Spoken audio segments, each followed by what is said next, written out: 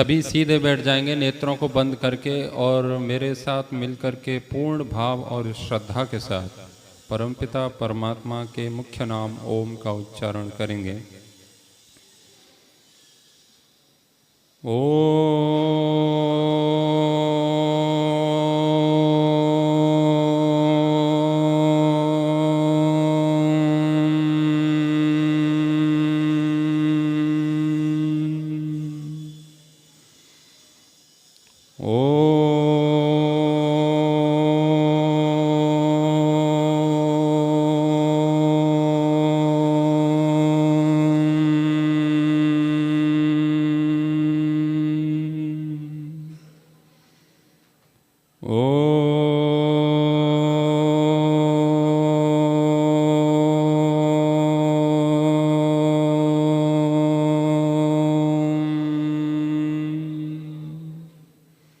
यदंगदाशुषे त्वमग्ने भद्रं करिष्यसि तवेत्तत्सत्यमंगिरः। ओम शांति शांति शांति। नेत्रों को खोल लेंगे। मंचस्थ आदरणीय आचार्य दीपक जी, दिनेश जी एवं समुपस्थित आदरणीय मुनि सत्य मुनि जी, यज्ञ मुनि जी, आर्यवीर दल के समस्त कार्यकर्ता, शिक्षक, माताएं एवं छोटे छोटे बच्चों, आज सप्तम दिवस है शिविर का। पिछले दिनों से हम आपको कुछ बता रहे हैं और आप उसे सुन रहे हैं। अब पता नहीं आप उसे सुनने के बाद रख रहे हैं या सीधा बाईपास चल रहा है।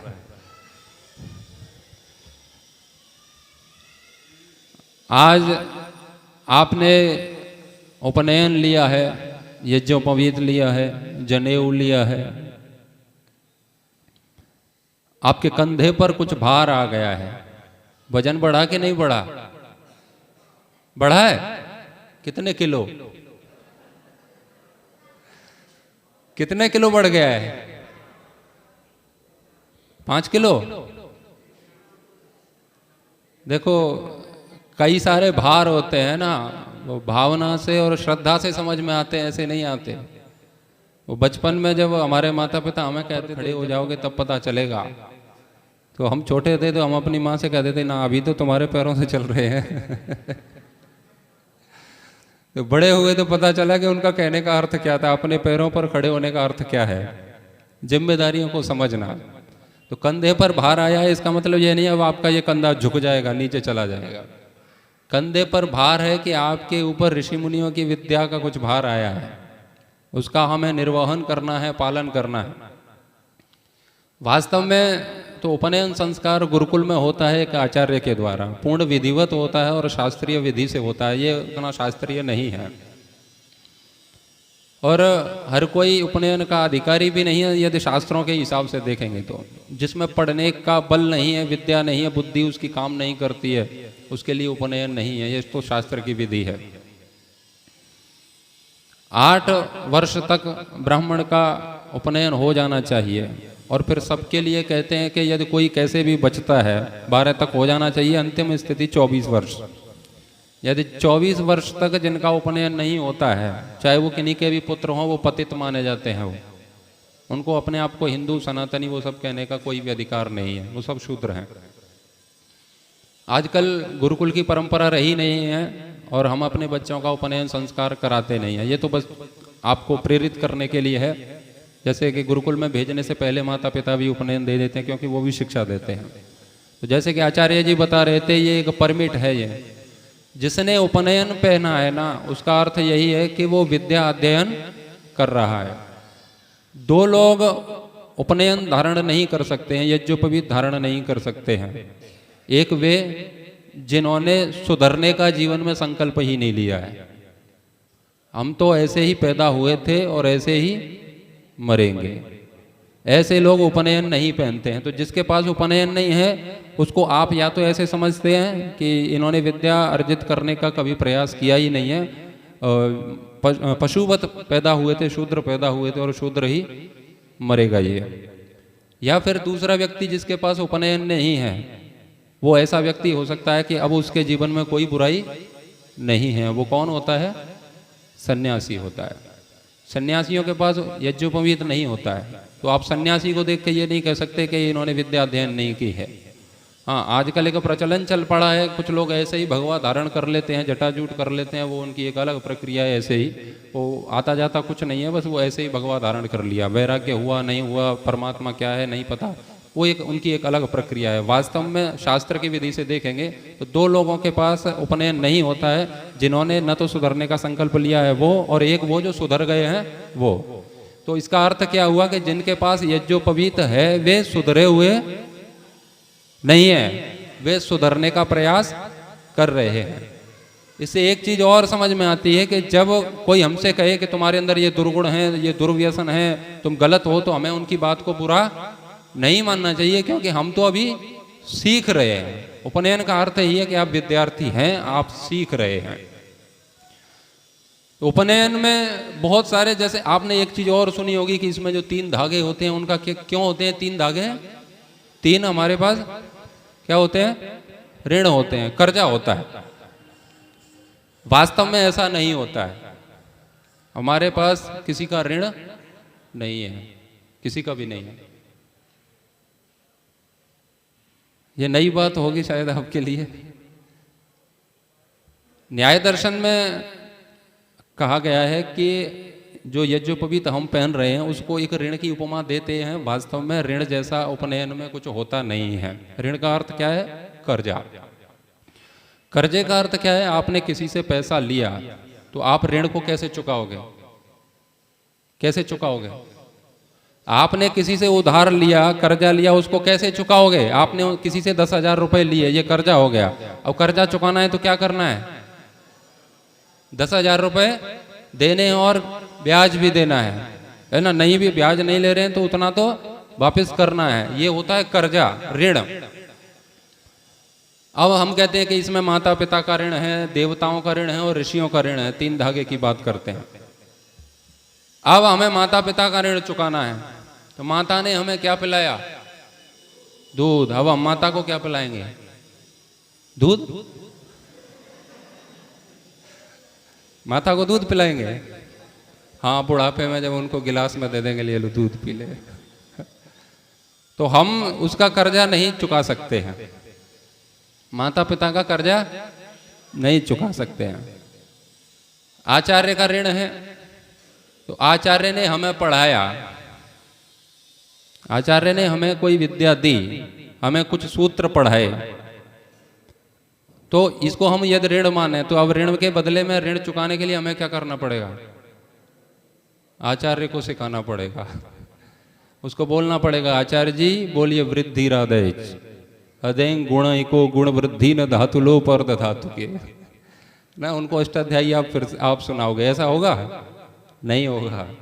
तो ऋण का अर्थ है कि आप वैसे का वैसा उसको वापस कर दो। तो ऐसा होता है, इसीलिए उसको ऋण नहीं कहते हैं, ऋणवत कह दिया जाता है बस।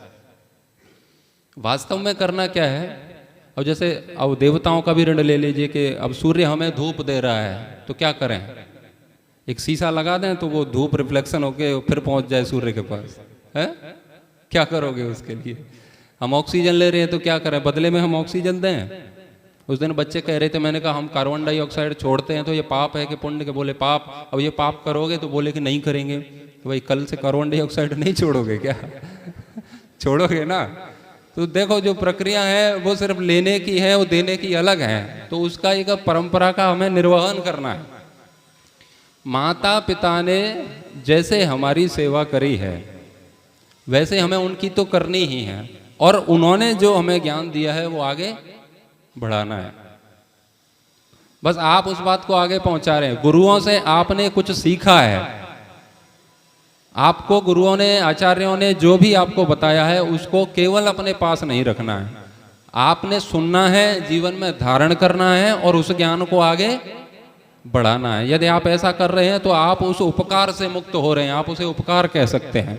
स्मृतिकार तो यहाँ तक कहते हैं कि ऋण को तो किसी प्रकार चुकाया जा ही नहीं सकता है यदि इसे ऐसे ऋण मानेंगे तो हमें क्या करना है, गुरुओं ने हमें जो सिखाया वो आगे बढ़ाना है। तो यज्ञोपवीत का अर्थ क्या है कि जो चीज आपको मिली है उसको आगे तक पहुंचाना है। देवताओं का ऋण कैसे चुका सकते हैं, वो ऋणवत कह देते हैं, तो आप उसका अर्थ ऐसे लगा सकते हैं कि यज्ञ करेंगे आप, तो यज्ञ करने से आप समझिए कि यज्ञोपवीत का भाव आपने समझा है। तो ये 3 धागे की जो बात की जाती है उसमें हमें आगे बढ़ाना है। देखो आपको कुछ यहाँ पर अच्छी बातें मिली कि नहीं मिली? मिली, सबको मिली। अच्छा, आपको किसी ने सिखाया या स्वयं से सीख लिया? सिखाया ना। तो जिन्होंने वो सीख रखा था यदि वो अपने पास रख लेते, आपको नहीं सिखाते, तो आपको ज्ञान होता इस बात का? नहीं होता।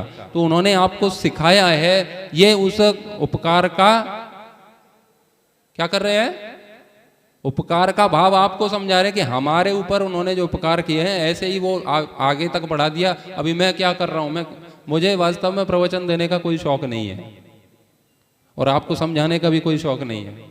बस यही है, मैं उसी का निर्वहन कर रहा हूं, परंपरा का। हमारे आचार्य ने हमें जो पढ़ाया है वो लोगों तक पहुंचाना है, बस उससे हमें संतुष्टि हो गई कि वो ज्ञान आगे तक जाना चाहिए। आज हमें जो शास्त्र उपलब्ध होते हैं, गीता उपलब्ध होती है, वेद उपलब्ध होते हैं, ये यदि कोई व्यक्ति वहीं पर पचा जाता, सारे डकार ले जाता, वो आगे नहीं बढ़ाता, तो आपको मिलते हैं? आपको कोई शास्त्र की बातें मिलती हैं? नहीं मिलती ना। तो यदि विद्या आगे न बढ़े तो संसार में अविद्या का अंधकार बढ़ जाएगा। तो आप यहाँ से जो सीख के जा रहे हैं ना, वो केवल आपको अपने पास तक नहीं रखना है, आपको लोगों को बताना है कि यज्ञ क्या है, परमेश्वर क्या है, स्वामी श्रद्धानंद कौन थे, महर्षि दयानंद कौन थे, सत्यार्थ प्रकाश के विषय में लोगों को बताना है। बताओगे कि नहीं बताओगे? यदि बताओगे तो समझ लीजिए कि आपने जो उपनयन धारण किया है उसका अर्थ आप समझ रहे हैं। तो बात कर रहा था मैं श्रद्धा की। श्रद्धा से यदि आपने धारण किया है तो आप इसका अर्थ अवश्य ही समझेंगे। वास्तव में देखेंगे तो इन धागों में कोई ताकत नहीं है। जैसे हम कहते हैं ना राखी बंधवा ली, तो वास्तव में क्या है, वो एक धागा है, लेकिन जो उसका भाव समझता है वो बहुत कुछ समझता है। तो यदि आप उपनयन का भाव समझते हैं, श्रद्धा से आपने उसे धारण किया है, हृदय से क्यों निकालते हैं? हम कहते हैं कि हृदय से हम इसे स्वीकार करते हैं। अभी आपने पहना है, उधर हृदय आता है कि नहीं आता है? देखो आपने जो यज्ञोपवीत पहन रखा है वो हृदय के सामने से गुजर रहा है कि नहीं गुजर रहा है? गुजर रहा है। हमने इसे हृदय से धारण किया है, ठीक है। ये बोझ नहीं है, कोई भार नहीं है। इसके लिए तो बहुत सारे क्रांतिकारियों ने अपना जीवन बलिदान कर दिया है, आंदोलन किए थे जेल में यज्ञोपवीत के लिए, उपनयन के लिए। आपको एक गीत भी एक दिन सुनाया जा रहा था कि काट दो मेरी खंजर से काट दो चाहे मेरी बोटी बोटी को, नहीं दूंगा चोटी को, मैं नहीं दूंगा चोटी को। तो चोटी के लिए, जनेऊ के लिए हमारे पूर्वजों ने संघर्ष किए हैं। तो इसका सामान्य अर्थ मत ले जाना, श्रद्धा से समझेंगे तो बात समझ में आएगी। आपको शायद भ्रमण में एक श्लोक भी बोला गया होगा, अभिवादनशीलस्य नित्यं वृद्धो पसेविना चत्वारि तस्य वर्धन्ते। बहुत बढ़िया, बहुत बढ़िया। तो जो अभिवादन करते हैं बड़ों का, मैंने पहले दिन शायद या दूसरे दिन आपको बात बताई थी, नित्यम वृद्धोपसेविना, प्रतिदिन ऐसा करते हैं, वृद्धों की सेवा करते हैं, उनकी 4 चीजें बढ़ती हैं। कौन सी? आयु, विद्या, यश और बल, ठीक है। अब आप लोग सेवा कर रहे हैं, बात को ध्यान से समझिएगा। अब आप लोग आते हैं, कुछ लोग मेरे कक्ष में आते हैं, मुनि जी आ गए हैं, इनकी सेवा में आप जाएंगे, तो आप जाएंगे, आचार्य जी दूध लेंगे, मुनि जी दूध लेंगे, पानी चाहिए, आपको क्या चाहिए, तो आप हमें दूध दे करके आ गए कमरे में, ठीक है। आपने क्या किया? सेवा करी वृद्धों की। वृद्ध होते हैं, एक आयु से होते हैं, एक ज्ञान से होते हैं। वृद्ध का अर्थ बूढ़ा नहीं है ऐसे कि जिसके सफेद बाल हो गए, हाथ में लाठी है, वो बूढ़ा है। वृद्ध होता है जिसके पास ज्ञान है। अज्जो भवति वही बालक, जो अज्ञानी है वो बालक है, चाहे वो कितना ही बड़ा हो। बड़ा होता है किससे? एक तो आयु से और एक ज्ञान से। तो जो ज्ञान से बड़ा है वो आयु से भी बड़ा वाला होता है। तो आप जैसे वृद्धों की सेवा कर रहे हैं, अब आप लेकर के आए मेरे पास, आचार्य जी दूध पी लीजिए, ठीक है। अब आपने सेवा करी कि नहीं करी? सेवा करी। तो सेवा करने से क्या क्या बढ़ा? आयु, विद्या और यश और बल। अच्छा, दूध आप मेरे को दे गए, बल आपका कैसे बढ़ गया? दूध मैंने पिया, बॉडी आपकी बनेगी क्या? हाँ? अच्छा, आयु बढ़ जाएगी कि आप मेरे को दूध दिया है तो आप 150 साल जियोगे? बताओ इससे विद्या कैसे बढ़ी, कैसे बढ़ी, कौन बताएगा? ये चार चीजें वृद्धों की सेवा करने से बढ़ती हैं, तो सेवा आपने करी, इससे कैसे बढ़ेगी? बताओ किसी के भाई साहब से निकल आए हो तो हमें भोजन परोसने के बाद आशीर्वाद से, तो मैंने कहा बल बढ़ जाएगा। बढ़ गया? मेरा बहुत बहुत आशीर्वाद है, बढ़ेगा। अब 250 साल जियो। भूयश्च शरदः शतात्, 100 वर्ष से भी अधिक जियो। जी लोगे? आपको लग रहा है? देखो उसके पीछे श्रद्धा है, समझ रहे हो? जो श्रद्धा से सेवा करता है यानी कि वो उनकी बात को मानता है, और जो उनकी बात को मानेगा उसका क्या बढ़ेगा? आयु, विद्या, यश और बल। तो जो हमारे आचार्य हैं और आप उनकी बात मानते हैं, उनके प्रति श्रद्धा रखते हैं, तो वे आपको बताते हैं कि आपको क्या खाना है, क्या पीना है, क्या नहीं करना है। यदि वो ऐसा बताते हैं और आप उनके अनुसार अपनी दिनचर्या रखते हैं, जीवन शैली रखते हैं, तो आयु बढ़ेगी कि घटेगी? बढ़ेगी। कुछ धूर्त लोग टीवी पर बैठे हैं, उन्होंने जैसे आपको बता दिया, वो कौन सी वो हरी सी बोतल आती है, माउंटेन ड्यू, है ना? एक वो है, वो एक्टर, उसका नाम क्या है? ऋतिक रोशन, है ना? हाँ, वो चढ़ जाएगा पहाड़ पर, डर के आगे जीत है, और वो घटाघट पीता है और मोटरसाइकिल सहित उड़ जाता है। अकेला भी उड़ता तब भी बात थी, मोटरसाइकिल सहित उड़ जाता है। अच्छा, उसको यहाँ बुलाते हैं ऋतिक रोशन को, और अपनी इस बिल्डिंग पर चढ़ा देते हैं, एक माउंटेन ड्यू उसको पकड़ा देते हैं और बाइक पर बिठा देते हैं। अब बोलो डर के आगे जीत है। आपको लगता है वो एक्सीलेटर मारेगा उसमें? है? तो वे लोग आपको मूर्ख बना रहे हैं। अब आपकी श्रद्धा गलत लोगों के प्रति हो गई। ऋतिक रोशन कह रहा है तो ठीक ही कह रहा होगा, है ना? अब क्या है, आप वो माउंटेन ड्यू पियोगे तो आपके अंदर बीमारी आएगी कि नहीं आएगी? आएगी। ठीक है, आप एसिड पियोगे तो बीमारी आएगी, अल्सर बनेगा आपको। यदि आप आचार्य की बात मान रहे होते और आचार्य कहते हैं कि दूध पियो, घी पियो, यदि आपकी इनके प्रति श्रद्धा होगी तो आप क्या पियोगे? पिज्जा बर्गर नहीं खाओगे, क्या खाओगे? दूध दलिया खाओगे, खीर पियोगे, घी खाओगे। इससे क्या बढ़ेगा? आयु बढ़ेगी। तो वृद्धों की सेवा, जो ज्ञान में आपसे आगे, उनकी सेवा करी तो आयु बढ़ी कि नहीं बढ़ी? आपके आचार्य आपको ब्रह्मचर्य के विषय में बात करेंगे, बताएंगे। जब आप गुरुकुल में रहेंगे या उनके आसपास कहीं भी रहेंगे, वो आपको ब्रह्मचर्य की विद्या का दान देंगे। यदि आप ब्रह्मचर्य का पालन करते हैं तो आपकी आयु बढ़ेगी कि घटेगी? बढ़ेगी ना, क्योंकि हमारी श्रद्धा हमारे आचार्य के लिए है, उनके चरणों में है, हम उनको नतमस्तक हो रहे हैं। तो वे आपको ब्रह्मचर्य की विद्या देते हैं। वे आपको कहते हैं कि आपको मोबाइल में रील्स नहीं देखनी है। कौन कौन देखता है? देखो देखो भाई मेरे, देखो अब आपकी श्रद्धा क्या है ना, उसमें हो गई। वो दूसरी एक श्रद्धा है, उसमें है ना एक श्रद्धा, जानते हो? उसमें आपकी श्रद्धा होगी तो आप रील्स देख रहे हो।